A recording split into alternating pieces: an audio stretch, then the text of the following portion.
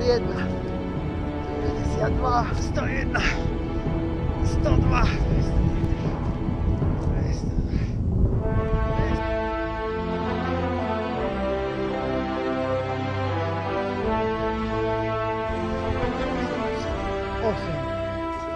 Deväť, 94, 95, 96, 92.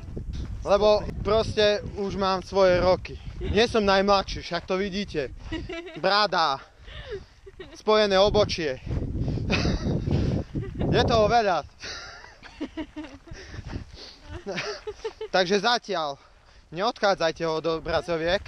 Začínajú strašné veľké disciplíny a teraz vám tie základné ťahy ukážem, ktoré naozaj len pro profesionálov. Neskúšajte to doma. Warning.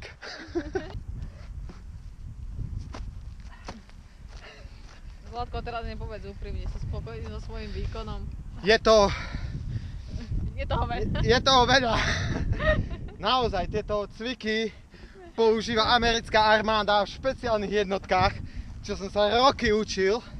A vedia to iba dvaja. Dvaja sme to vedeli z celého mužstva. Proste to sa musí s tým narodiť. To sa nedá opísať. Veľa cvičiť. Musíš to mať v krvi proste. Vančo a Peknušia, keď sa spojili, tak som vznikol ja. Proste. Vznikol stroj na zabíjanie.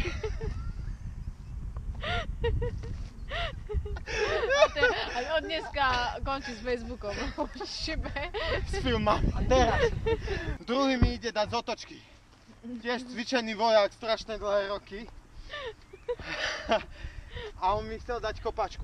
Ja som sa takto hodil. On si myslel, že už som KO, že som proste na mŕtvého brovka. Ale v tom som si spomenul, ako ma učil jeden, čo už je mŕtvy. Už je roky mŕtvy. Ale som si spomenul. A teraz sa vyhodím, ak ma nesekne, ja to dám. A som hore, hej?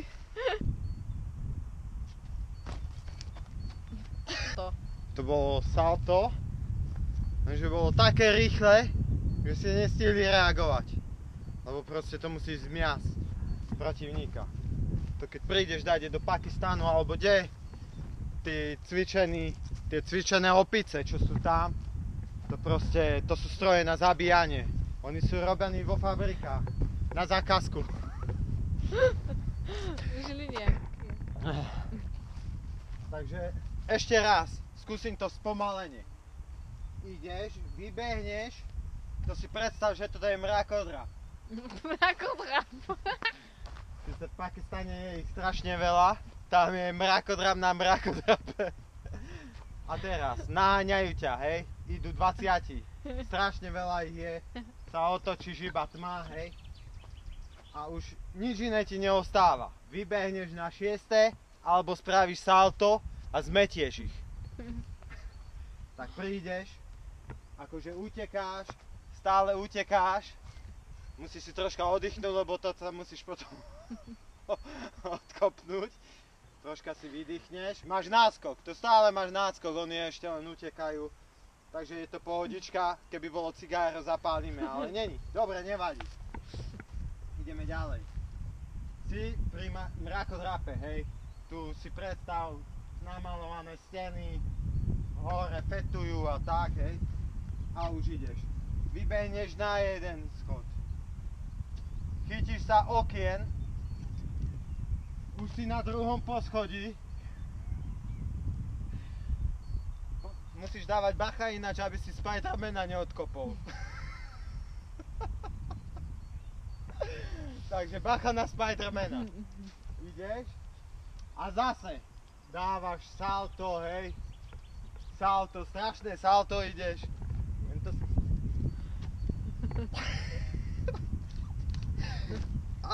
A teraz si dopadol za ten mrakodrap.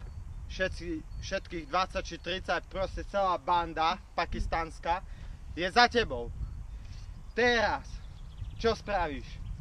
porozmýšľaš, v kľude, máš čas, lebo je ich, proste oni, kým sa zvrtnú, sú ďaleko, si sa odkopol od toho mrakodrapu.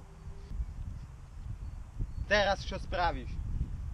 Otočíš sa, pozrie sa, je ich veľa, nič iné ti neostáva, len ujsť. Naozaj, je ich veľa a veľa včiel aj koňa zabijú. Viete, ako sa vraví. Proste to není machrovina ujsť.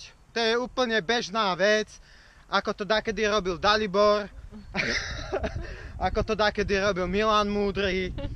A takto, proste to není zbabelosť. Proste ujdeš, chytíš, vychytíš sa a ideš svojím smerom. Boj so zločinom je to niečo proste na silné povahy. Jeden človek, či som to už ja, profesionálny vojak, to nezvládne sám. Preto som si zabezpečil z Číny fake komisára Rexa. Je to strašne ukrutne, špeciálne vycvičený pes. Bol naprogramovaný zabíjať. Držali ho doteraz ho držali v reťaziach a na oceľovej tyči čínsky chlapci a chcem vám ho ukázať. Počúva jedine mňa, lebo dal som mu pár rán, proste boli sme v jednej miestnosti zavretí a som ho napadol odzadu, zákerne som išiel. Nečakal to chlapec, nečakal, proste dali mu žrať, akorát žral takého srnca. Nie, srnca nie, lebo tam je R a s tým mám problém. Bol to bík. Bol to velikánsky bík, 800 kilový, steroidný a on ho žral. Hneď mu zahryzol do šíj, do krku, proste všade krv. A ja som vtedy pribehol pomedzi tú krv a hneď do krku.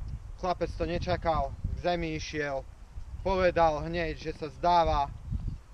Ja som mu hneď vysvetlil, že ja som jeho pán. A odtedy mi sľúbil, že ma bude počúvať na slovo.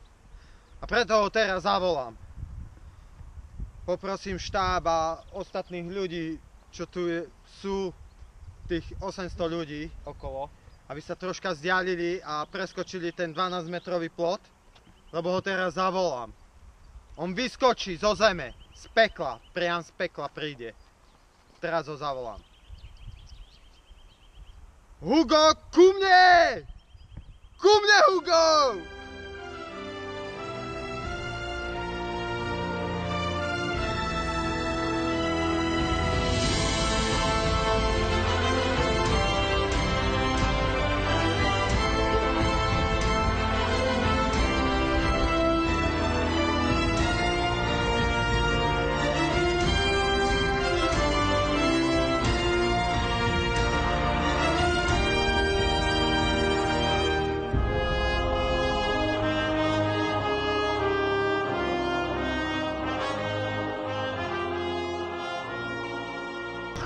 Gosh.